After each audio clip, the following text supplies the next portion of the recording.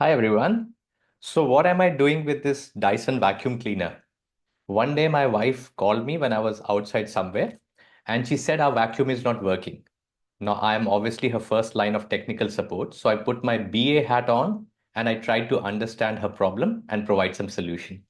If you wish to learn some practical aspects of business analysis through this vacuum cleaner example, then please stay with me till the end because I feel the best way to learn anything is to simplify it, make it visual, and understand its practical application.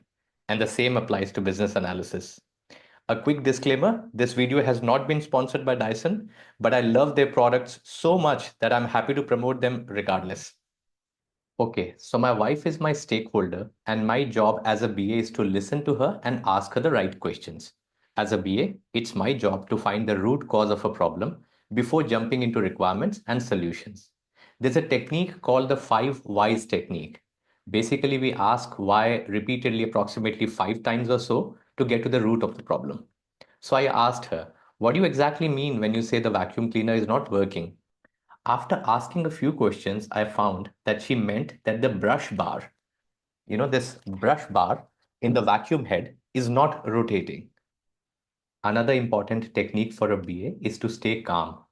It's a crucial skill for any BA. So I continued eliciting her requirements by way of asking more questions. Are you open to buying a new vacuum cleaner? And her answer was a no, no budget for that. Okay. What about calling up Dyson and ordering a replacement head for the vacuum cleaner? And she said she can't wait that long. She wants some solution today. I asked her what if we used some other alternative options like a broom with a dustpan. And she said that is not a viable option because she wanted to clean the carpets.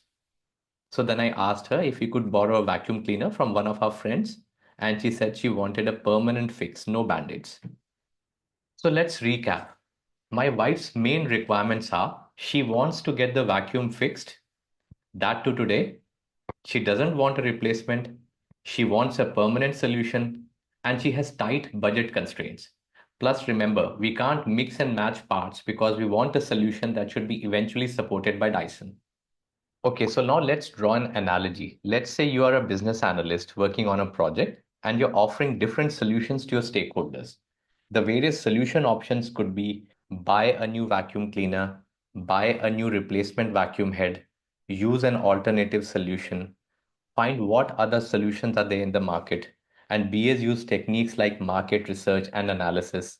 Borrow vacuum cleaner, this could mean like a subscription service. Hire someone to fix the vacuum, like hiring consultants, tech support, or external vendors. And BAs use vendor assessment technique and go through formal submission of RFI, RFP, RFQ, RFT, etc. Fix the vacuum ourselves like an in-house development of fix. So there are so many options available. In some cases, BAs write business case to do cost benefit analysis as part of choosing a solution.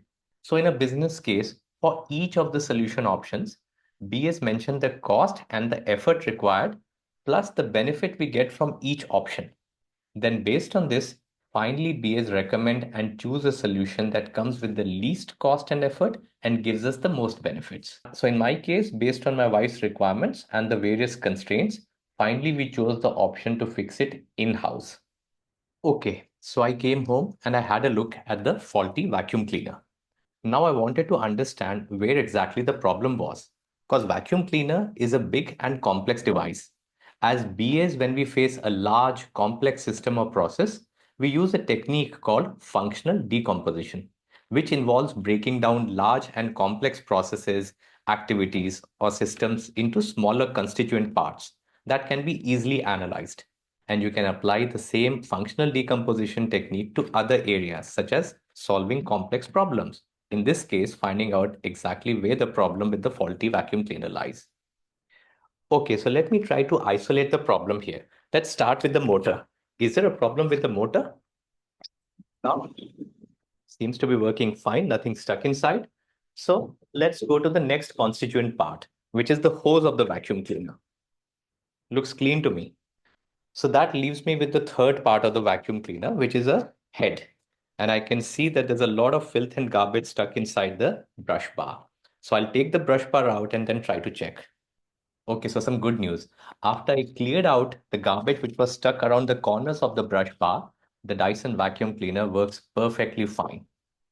So just to recap, we talked about so many BA tools and techniques by using this Dyson vacuum cleaner as an example. We talked about functional decomposition, five whys technique, vendor assessments, market research analysis, business case, etc. But most important technique that we use as a BA is common sense. If you found this video helpful, please give it a thumbs up and subscribe for more content. And what did you learn from this video as a business analyst?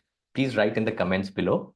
Also, if you're interested in learning more about business analysis, please go through this video link somewhere on the screen. I would love to see you in one of my upcoming courses or in a one-on-one coaching session. I wish you the very best in your business analysis journey. Take care. Bye for now.